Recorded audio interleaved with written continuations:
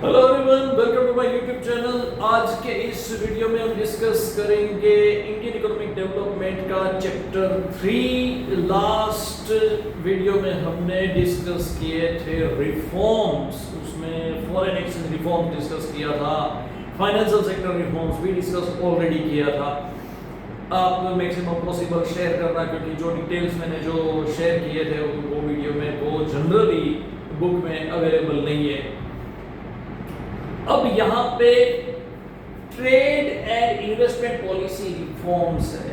ये trade and investment policy reforms prior to 1981 what particular situation prevailed कि investment क्यों reforms में लेना पड़ा, क्योंकि इन्वेस्टमेंट अगर कंट्री में नहीं होगा या इन्वेस्टमेंट कम होगा तो जॉब अपॉर्चुनिटीज पॉसिबल नहीं है। The population of country was increasing by leaps and bounds. Compare with the population, investment ज्यादा चाहिए था। Required level of investment was low compared with actual investment. Required investment was too high compared with the actual investment. Actual investment बहुत ही कम था। तो अब country is in debt trap. तो debt trap में country होगा तो तुम कैसे इन्वेस्टमेंट करोगे? सो विच इज व्हाई इन्वेस्टमेंट में हमने क्या किया कि भाई इन्वेस्टमेंट ज्यादा, हमारा जो एग्जिस्टिंग डोमेस्टिक इंडस्ट्रीज जो है उनको जहां पे प्रॉब्लम है that particular problem must be solve so that trade foreign countries के साथ अच्छे होंगे तो वहां से इन्वेस्टमेंट आ सकता है। That is why यहाँ पे टाइटल है trade and investment policy reforms.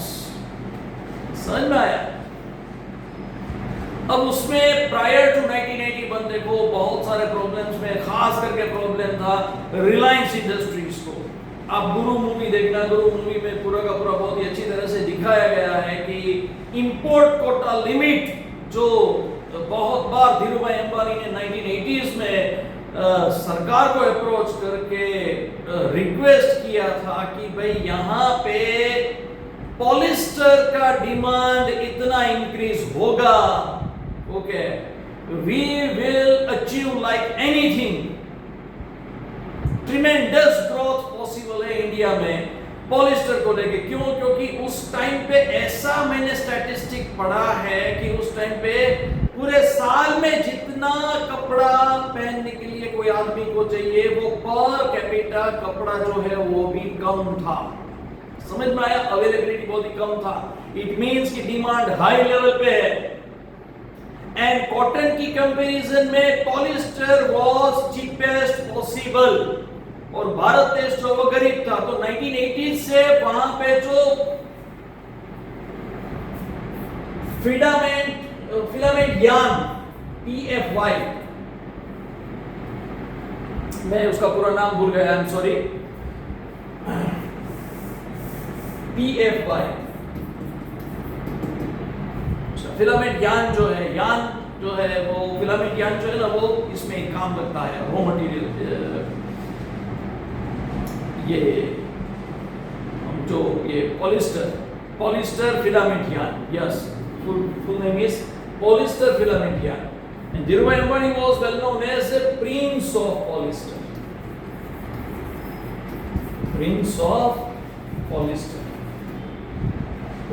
Polyester filament yarn। अब वो इंपोर्ट क्यों करना था? क्योंकि ये पॉलिस्टर मैन्युफैक्चरिंग करने में रॉ मटेरियल काम लगता है। एक तरफ से डिमांड हाई लेवल पे है। अब ये सरकार ने इंपोर्ट कोटा लिमिट रख के सेट करके रखा है। अब रॉ मटेरियल इंपोर्ट करने का कोटा ही इतना रखा है कि आप मास प्रोडक्शन कर नहीं सकते हो। और यहाँ पे मास प्रोडक्शन करके you can thrive like anything, you can grow like anything. Then तो सरकार की पॉलिसी ही एडवर्स इंपैक्ट डालती है ग्रोथ में। समझ में आया? That was the situation. सरकार की policy itself create obstacles to achieve economic growth. That was the attitude of the government prior to 1981. समझ में आया? और बहुत बार धीरूभाई अंबानी ने अप्रोच कर लिया है, लेकिन फिर भी जो है वो सरकार ने कोटा लिमिट जो है वो रिमूव नहीं किया, which is why वो आप गुरु मुंबई में देखना बहुत ही अच्छी तरह से दिखाया है। धीरूभाई अंबानी ने इंपोर्ट में जो है वो फिर बहुत सारा छोलछाल करने का शुरू कर दिया कि कुछ भी करके हम इंपोर्ट तो करेंगे ही करेंगे। फिर जो है वो कचरा ऐसा वैसा देखा के ऑन पेपर दिखाते कि ये तो कचरा है, और अंदर से जो फिलामेंट यान आता था यहाँ पे। लाइकवाइज जो है वो इंपोर्ट में छोलछाल करके पूरा का पूरा मास लेवल का प्रोडक्शन कर लिया था। Another thing is what, machinery को इंपोर्ट करने में भी लिमिट था। अब आप यहाँ पे जो है वो डिमांड फुलफिल करने के लिए 60 से 70 डिफरेंट टाइप ऑफ मशीनरी आप इस्तेमाल करके जबरदस्त ग्रोथ कर सकते हो, कंट्री की पूरी डिमांड जो है वो फुलफिल हो सकती है। लेकिन आपने इंपोर्ट कोटा लिमिट जो सिर्फ 2 मशीन का रखा है कि 2 मशीन के ज्यादा आप इंपोर्ट नहीं कर सकते हो। So because of that reason that policy create obstacles. समझ में? Prior to 1981। तो सबसे पहला पॉइंट इसमें कौन सा है? सरकार ने इसके ऊपर देखा और उसके बाद सरकार को भी रियलाइज हुआ कि भाई ये रूल्स रेगुलेशन जो है हमारे वो हमें चेंज करने पड़ेंगे। फर्स्ट, डिसमेंटलिंग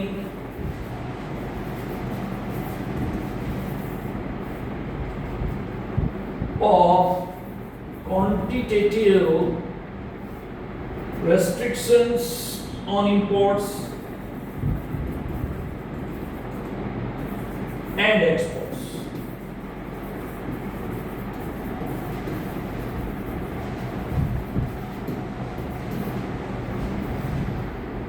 आफ्टर 1981 पॉलिसी में क्या किया कि पूरा का पूरा कोटा लिमिट जो है वो आपको देंगे, लेकिन क्या उसको टुकड़ों में बांट दिया। समझ में आया?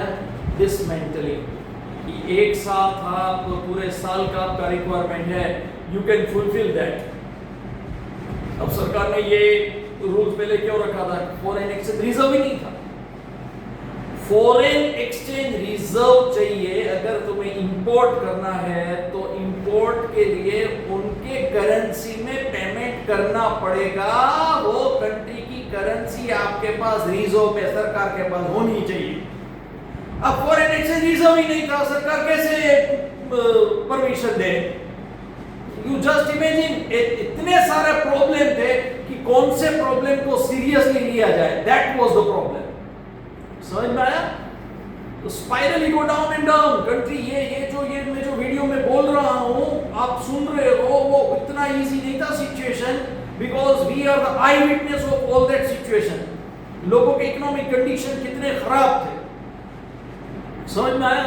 तो फिर सरकार ने क्या सोचा कि भाई ये सब करके एक बहुत ही अच्छी तरह का पॉलिसी जो है वो मेंटेन करना पड़ेगा, अचीव भी करना पड़ेगा। प्राइवेट सेक्टर की बात भी सही है, हमारे पास रिजर्व कम है तो उसको किस तरह से मेंटेन करें। दैट इज व्हाई क्या किया, dismantling of quantitative restriction on import and export. की पूरा का पूरा रिक्वायरमेंट जो है कंपनी का या कोई भी प्राइवेट कंपनी का, उसको क्या टुकड़ों में बांट दिया कि हाँ भाई आपको पूरे साल का इतना जितना भी आपको इंपोर्ट करना है रॉ मटेरियल आप कर सकते हैं, लेकिन उसको डिवाइड कर दो, एक साथ आप नहीं कर सकते। समझ में आया? सो सरकार के पास रिजर्व जो है वो भी मैनेज हो जाए, यहाँ पे भी उनका रिक्वायरमेंट फुलफिल हो जाए। Okay, so likewise it was supported. Then after reduction of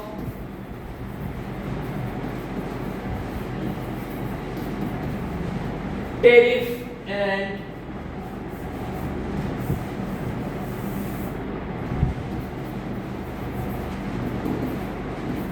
tax rate, tariff rate जो है वो कम कर दिया। इंपोर्ट के ऊपर जो टैरिफ रेट, क्योंकि जो भी रॉ मटेरियल इंपोर्ट करते थे, यहाँ पे इंपोर्ट में रेडीमेड गुड्स जो है उसकी बात नहीं हो रही है।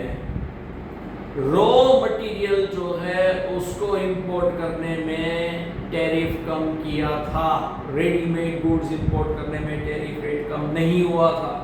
माइंड वेल, समझ में आया? क्योंकि assertion रीजन में ये पॉइंट पूछा जा सकता है and you will be confuse. Is that clear? क्योंकि रॉ मटेरियल पे इंपोर्ट ड्यूटी कम करेंगे, देन ओनली यहाँ पे कॉस्ट ऑफ प्रोडक्शन कम होगा and we can capable to export that product finish goods. और अगर से for example readymade goods finish goods foreign का है, उनको इंपोर्ट करने में अगर आप जो है वो टैरिफ रेट कम करोगे तो वो तो यहाँ पे सस्ता बिकेगा, तो उल्टा का जो वो पेमेंट जाएगा वहां पे। समझ में आया? तो ग्रोथ की जगह उल्टा ग्रोथ दूसरे कंट्री का होगा, हमारा नहीं होगा। तो यहाँ पे ये खास ध्यान रखना। So after 1991 the reduction of tariff and tax rate on import of the particular raw materials and other items which supports the domestic industries. Then after removal of licensing,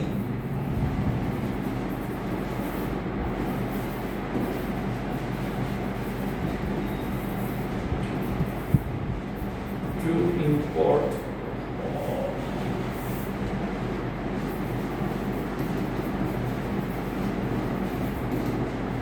import करने के लिए जो पहले लाइसेंस लेना पड़ता था वो remove किया।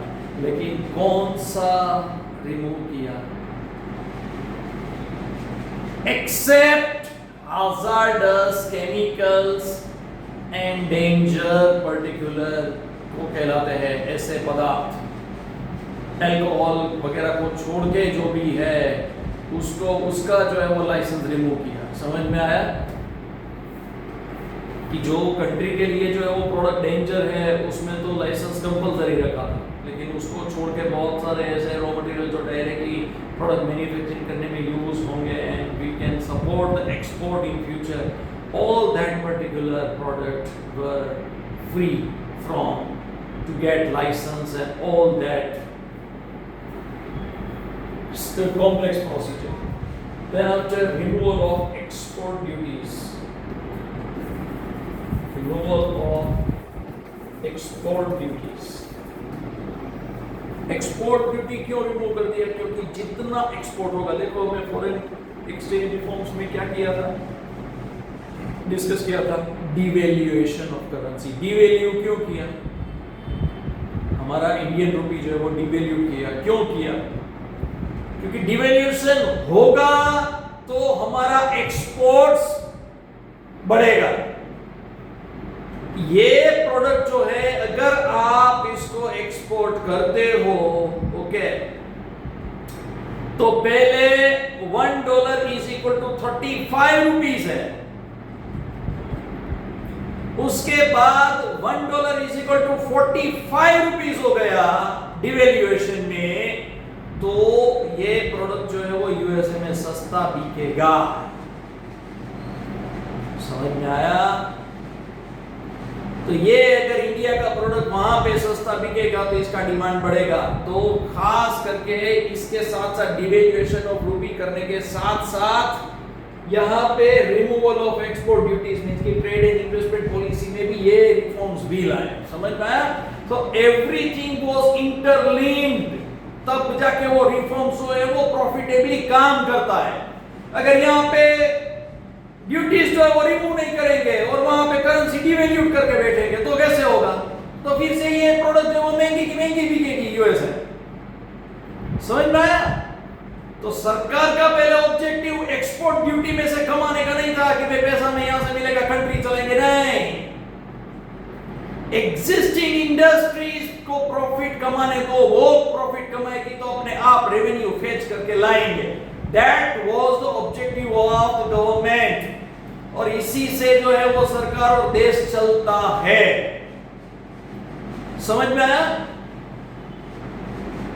आज आप देखो तो सरकार ने इथेनॉल में कितनी बकवास पॉलिसी जो है वो फ्रेम करके रखी है। नितिन भाई गडकरी का बेटा जो है उसका भी एक इथेनॉल का मैन्युफैक्चरिंग यूनिट है। इथेनॉल का पूरा मैं वीडियो लेके आने वाला हूं। समझ में आया? तो वो क्या करते हैं कि कंट्री के हिसाब से, सॉरी हमारे हिसाब से हम बिजनेसमैन जैसा थॉट प्रोसेस लगाते हैं कि धीरू भाई अंबानी की तरह सोचो। समझ में आया? कि पॉलिसी ऐसे फ्रेम करो जिससे क्या है कि लोगों का भला हो, सरकार देश का भला हो और हमारा सबसे पहले भला हो, ऐसे नहीं होता। कंट्री को जो चाहिए उस हिसाब से पॉलिसी फ्रेम करके आपको आपका कंपनी चलाना है। कंपनी के हिसाब से जो है वो आप कंट्री का पॉलिसी फ्रेम नहीं कर सकते हो। This is the wrong business module. Right business module is what? Frame the favorable policy for the country and then after think about your profit. Political leader अगर खुद का बिजनेस यूनिट स्टार्ट करते हैं उसमें कोई प्रॉब्लम नहीं है, लेकिन उनके बिजनेस के फेवर में कंट्री का पॉलिसी फ्रेम करते हैं, that is the problematic. Is that clear? आज की वीडियो में मिलकर डिस्कस करते हैं लास्ट, ये जितने भी रिफॉर्म्स हैं वो हमने डिस्कस कर लिए। दूसरा एक एग्रीकल्चर सेक्टर रिफॉर्म्स, यहाँ पे सरकार ने वो लेके नहीं आई थी। क्यों? क्योंकि 1980s के टाइम पे ऑलरेडी एग्रीकल्चर सेक्टर रिफॉर्म्स हो चुका था। Is that clear? तो एज अ सजेशन में अगर ऐसा क्वेश्चन पूछा जाता है तो वो माइंड वेल, क्योंकि वो 1981 से पहले ऑलरेडी एग्रीकल्चर सेक्टर रिफॉर्म्स जो है वो आ गए थे। नेक्स्ट वीडियो में प्राइवेटाइजेशन, ग्लोबलाइजेशन जो है वो डिस्कस करेंगे। ओके, शेयर करिए एंड देखते रहिए मेरे वीडियो। यहाँ तक देखने के लिए धन्यवाद। Thank you very much.